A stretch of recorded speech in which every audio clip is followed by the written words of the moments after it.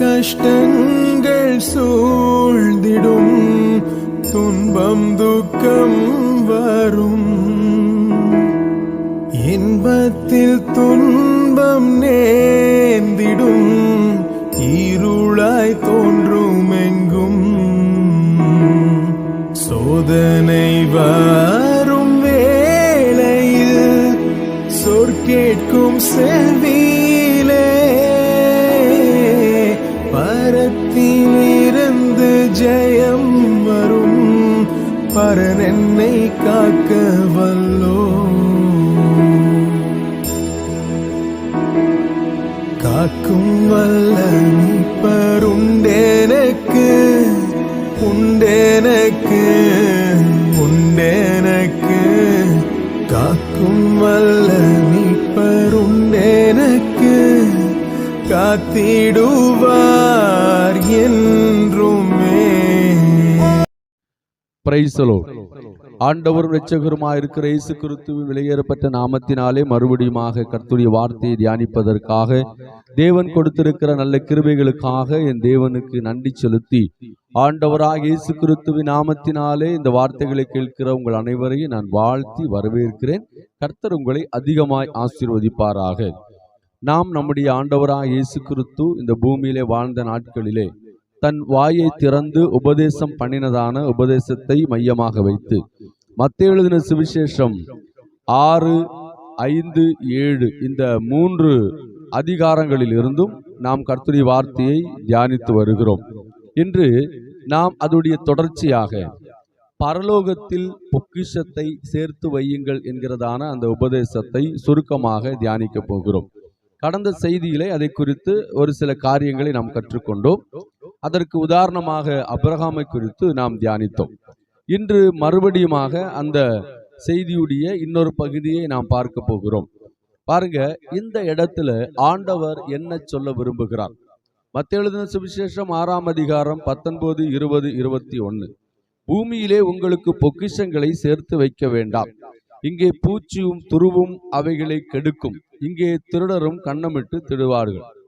பரலோகத்தில் உங்களுக்கு பொக்கிஷங்களை சேர்த்து வையுங்கள், அங்கே பூச்சியாவது துருவாவது கெடுக்கிறதும் இல்லை, அங்கே திருடர் கன்னமிட்டு திருடுகிறதும் இல்லை. உங்கள் பொக்கிஷம் எங்கே இருக்கிறதோ அங்கே உங்கள் நினைவும் இருக்கும் என்று சொல்லி ஆண்டவராக இயேசு கிறிஸ்து சொல்லுகிறதை நாம் பார்க்க முடிகிறது. இந்த 3 வசனங்களில் 3வது வசனம், கடைசி வசனம் பாருங்க. உங்கள் பொக்கிஷம் எங்கே இருக்கிறதோ அங்கே உங்கள் இருதயம் இருக்கும். உங்கள் பொக்கிஷம் என்று ஆண்டவர் சொல்லுகிறார். மேல இருக்கிற 2 வசனங்களிலும் நீங்க எந்த இடத்துல பொக்கிஷத்தை சேர்த்து வைக்க வேண்டும் என்று சொல்லி ஆண்டவர் சொல்லுகிறார். இங்கே பொக்கிஷம் என்று சொல்லும்போது நாம் இந்த உலகத்திலே காணுகிறதான பொன்னோ பொருளோ வாகனமோ நலமோ இதொன்னும் அங்கே சொல்லப்படல. இங்கே ஆண்டவர் எதை சொல்லுகிறார் என்று சொன்னால், நீங்கள் எதை அதிகமாக நேசிக்கிறீர்களோ அதுதான் உங்களுடைய பொக்கிஷமாக இருக்கிறது. உங்களுடைய நினைவுகள் எந்த இடத்துல இருக்கிறதோ அதுதான் பொக்கிஷமாக இருக்கிறது. நீங்கள் இந்த உலகத்திலே எதை தேடும்படியாக, நாடும்படியாக, எதை அடையும்படியாக நினைக்கிறீர்களோ அதுதான் உங்களுடைய பொக்கிஷமாக இருக்கிறது. ஆண்டவர் இந்த இடத்துல நமக்கு சொல்லுகிற காரியம் என்ன? உங்களுடைய இருதயம் எந்த இடத்தை பற்றி இருக்கணும், எந்த இடத்தை சார்ந்து இருக்கணும், உங்களுடைய நினைவுகள் எல்லாம் எப்படி இருக்க வேண்டும் என்று சொல்லிதான் ஆண்டவராகிய இயேசு கிறிஸ்து இந்த வசனத்தின் மூலமாக நமக்கு உபதேசம் பண்ணுகிறார். உதாரணமாக, நாம் ஒரு ஆண்டவருடைய பிள்ளையாக இருக்கிறோம். நாம் ஆண்டவருடைய பிள்ளையாக இருந்தாலும் நமக்கு உலக கவலைகள், உலக சிந்தனைகள், உலகத்தை குறித்ததான ஒரு அதை அடைய வேண்டும் என்கிறதான ஒரு தாகம், பாரம், மன உளைச்சல்கள், எப்படியாவது இந்த உலகத்துல பெரிய ஆளாகணும், உலகத்துல இருக்கிற காரியங்களை மாத்திரம் நினைத்து கொண்டு இருக்கிற ஒரு சூழ்நிலை. ஞாயிற்றுக்கிழமை ஆராதனைக்கு வரும்போதுதான் கிறிஸ்தவர்கள், மற்ற நேரங்களில் எல்லாம் அவர்கள் தேவனை மறந்து, தேவனுடைய சமூகத்தை மறந்து வாழ்கிறவர்களாக காணப்படுகிறார்கள். உதாரணமாக ஒரு கர்த்தருடைய பிள்ளை ஞாயிற்றுக்கிழமை ஆராதனை முடிந்து போன பிற்பாடு அந்த நபருடைய நினைவுகள் எல்லாம் உலகத்தையும் உலகத்தை சார்ந்ததும் உலக கவலைகளும் உலகத்தையே நினைத்து கொண்டிருக்கிறதுனால தேவனை நினைப்பதில்லை. ஆராதனைக்கு எதற்கு வருகிறார்கள் என்று கூட தெரியாத சில நபர்கள் இருக்கதான் செய்றாங்க. சில நபர்கள் ஆசீர்வாதங்களை பெற்றுக் கொள்வதற்காக மாத்திரம் வருகிறவர்கள் இருக்கிறார்கள். ஆராதனைக்கு வரும்போது தேவனை ஆராதிப்பதற்கும் அவர் செய்த நன்மைகளை அவருக்கு நாம் நினைவு கூர்ந்து அவர் செய்த நன்மைகளை நினைவு கூர்ந்து அவருக்கு நன்றி செலுத்துவதற்கும், அது மாத்திரமல்ல நாம் எல்லோரும் தேவனுடைய ராஜ்யத்துக்குள் பிரவேசிப்பதற்கு நாம் நம்மை ஆயத்தப்படுத்துவதற்கும் தேவனுடைய சமூகத்திலே நாம் ஆராதிக்க வருகிறோம்.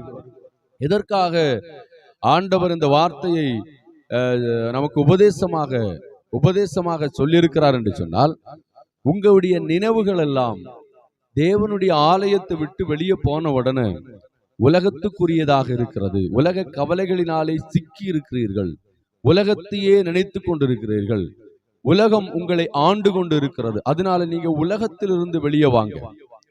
உங்களுடைய நினைவுகள் எல்லாம் மாறட்டும், உங்களுடைய எண்ணங்கள் எல்லாம் மாறட்டும், உங்களுடைய சிந்தனைகள் எல்லாம் மாறட்டும். ஒருவேளை நீங்க கேட்கலாம், அப்போ நாங்க வேலைக்கு போகக்கூடாதா, நாங்க மற்ற காரியங்கள் எல்லாம் செய்யக்கூடாதா, எப்ப பார்த்தாலும் பரலோகத்தையே நினைச்சுக்கிட்டு இருக்க முடியுமா? அப்படி அல்ல.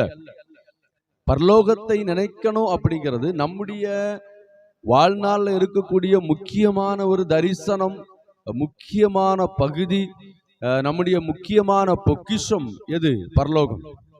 அப்போ அதை நினைச்சு வாழணும் அப்படின்னா வேதம் என்ன சொல்லுகிறது? பாவம் செய்யாமல் தேவனுக்கு பிரியமாய் வாழும் போதுதான் அந்த இடத்தை பெற்றுக்கொள்ள முடியும், அந்த இடத்துக்கு போக முடியும். அப்போ அந்த இடம்ங்கிறது ஒரு பொக்கிஷம். இந்த பொக்கிஷமான இடத்தை பெறுவதற்காக நாம இந்த உலகத்திலே பரிசுத்தமான வாழ்க்கை வாழணும். ஒரு தவறு செய்யும் போது நாம் அந்த பொக்கிஷத்தை இழந்து விடுவோம். அதனாலதான் ஆண்டவர் இந்த காரியத்தை சொல்லுகிறார், உங்களுடைய நினைவுகள் எங்கே இருக்கிறதோ அங்கே உங்களுடைய பொக்கிஷம் இருக்கிறது. உங்களுடைய நினைவுகள் எல்லாம் உலகத்தை சார்ந்து இருக்குமே, ஆனால் உங்களுடைய பொக்கிஷங்களும் இந்த உலகத்தை சார்ந்துதான் இருக்கும். உலக கவலைகளோடு கூட தான் இருக்கும். உலகத்தை ஆதாயப்படுத்தும்படியாக ஓடும். நீங்க உங்க நினைவுகளை தேவனுக்கு நேராக, தேவனுடைய ராஜ்யத்துக்கு நேராக திருப்பும் போதுதான் நீங்க தேவனோடு கூட ஒரு உறவை ஏற்படுத்த முடியும், அந்த பொக்கிஷத்தை காப்பாற்ற முடியும். ஒரு தேவனுடைய பிள்ளை தேவனுடைய காரியங்களுக்கு முக்கியத்துவம் கொடுக்க வேண்டும். ஆராதனைக்கும் உபவாசத்திற்கும் வேத வாசிப்பதற்கும் முக்கியத்துவம் கொடுக்கணும். இப்ப நான் ஒரு ஊழியக்காரனா இருக்கிறேன். நான் ஒரு ஊழியக்காரனா இருந்தாலும் கூட கர்த்தரை ஆராதிக்கிற நேரங்களை, ஜெபிக்கிற நேரங்களை, வேதங்களை வாசிக்கிற நேரங்களை முக்கியப்படுத்த வேண்டும். அதில் நாம எந்த விதத்திலும் நாம பின்வாங்கி போயிடக்கூடாது. ஆராதனை அலட்சியம் பண்ணக்கூடாது. அதுதான் கர்த்தருடைய வார்த்தை இதுல தெளிவாக நமக்கு கற்றுத் தருகிறது. வேதத்தை நீங்க வாசித்து பாருங்க. மத்தேயு எழுதின சுவிசேஷம் 13ஆம் அதிகாரம் 44வது வசனம். அன்றியும் பரலோக ராஜ்யம் நிலத்தில் புதைத்திருக்கிற பொக்கிஷங்களுக்கு ஒப்பாக இருக்கிறது. அதை ஒரு மனுஷன் கண்டு மறைத்து அதை பற்றிய சந்தோஷத்தினாலே போய் தனக்கு உண்டான எல்லாவற்றையும் விற்று அந்த நிலத்தை கொள்ளுகிறான். ஒரு மனிதன் ஒரு நிலத்தை பார்க்கிறான். அந்த நிலத்துக்குள்ள ஒரு பொக்கிஷம் இருக்கிறது. உடனே போய் அந்த பொக்கிஷத்தை மறைத்து வைத்து தனக்கு இருக்கக்கூடிய எல்லா சொத்துக்களையும் வித்து எப்படியாவது அந்த பொக்கிஷத்தை வாங்க வேண்டும் என்று சொல்லி அந்த நிலத்தை சுதந்திரித்து கொண்டால் மாத்திரம்தான் அந்த பொக்கிஷத்தை பெற்றுக்கொள்ள முடியும் என்பதற்காக அவன் அந்த இடத்தை வாங்குவதற்காக தனக்கு இருக்கக்கூடிய அனைத்து சொத்துக்களையும் விற்று அந்த நிலத்தை வாங்குகிறான். அதோடைய அர்த்தம் என்ன? இங்கே தான் எதை இழந்தாலும் தேவனுடைய ராஜ்யத்தை இழந்து போகக்கூடாது என்று சொல்லி ஆண்டவர் நமக்கு இந்த வார்த்தையின் மூலமாக தெளிவுபடுத்துகிறார்.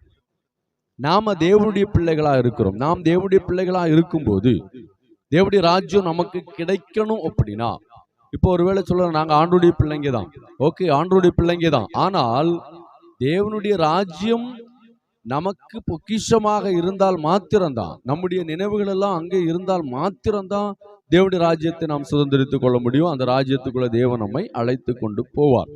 அதனாலதான் இந்த இடத்துல சொல்லப்பட்டிருக்கிறது, ஒரு நலத்தை ஒரு நபர் பார்க்கிறார், அந்த இடத்துல ஒரு பொக்கிஷம் இருக்கிறது. அந்த பொக்கிஷத்தை பெறுவதற்காக தனக்கு இருந்த சகல சொத்துக்களை விற்று அந்த நிலத்தை வாங்குகிறார். அப்ப அந்த பொக்கிஷம் எவ்வளவு விலை உயர்ந்ததாக இருக்கிறது என்று சொல்லி பாருங்க. அப்ப அவனுடைய நினைவுகள் என்ன? இவர்கள் தான் தேவனுடைய ராஜ்யத்தை சுதந்திரித்துக் கொள்ள முடியும் என்றுதான் வேதம் சொல்லுகிறது. பாருங்க, இந்த உலகத்துல நிறைய காரியங்கள் நாம் செய்ய வேண்டிய நிறைய கடமைகள் இருக்கிறது. அதெல்லாம் கண்டிப்பா செய்யணும்.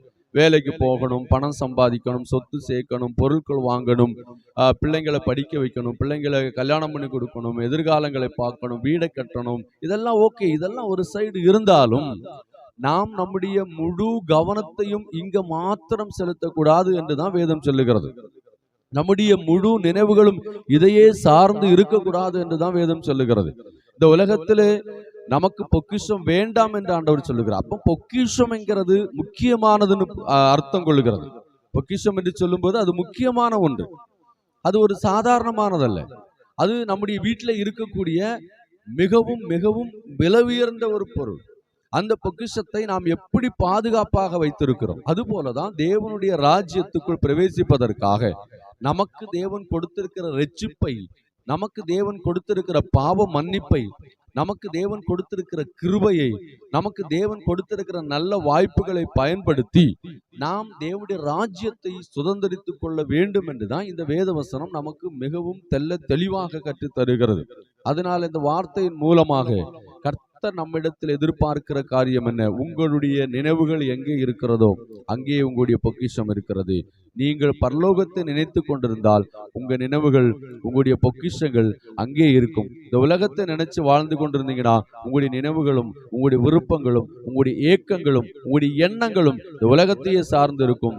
அதனால தேவனுடைய ராஜ்யத்தை நீங்க இழந்துருவீங்க. ஆண்டவர் இந்த இடத்துல உபதேசமாக நமக்கு சொல்லுகிறது என்ன? தேவனுடைய ராஜ்யத்தை நீங்க இழந்துராதீங்க. உங்க பொக்கிஷத்தை பரலோகத்துக்கு நேராக திருப்புங்க. உங்களுடைய மனம் அதையே விரும்பட்டும். மாரநாதா, சீக்கிரம் வாரும் ஆண்டவரே. இந்த வார்த்தையினாலே கர்த்தர் உங்களை ஆசீர்வதிப்பாராக. God bless you.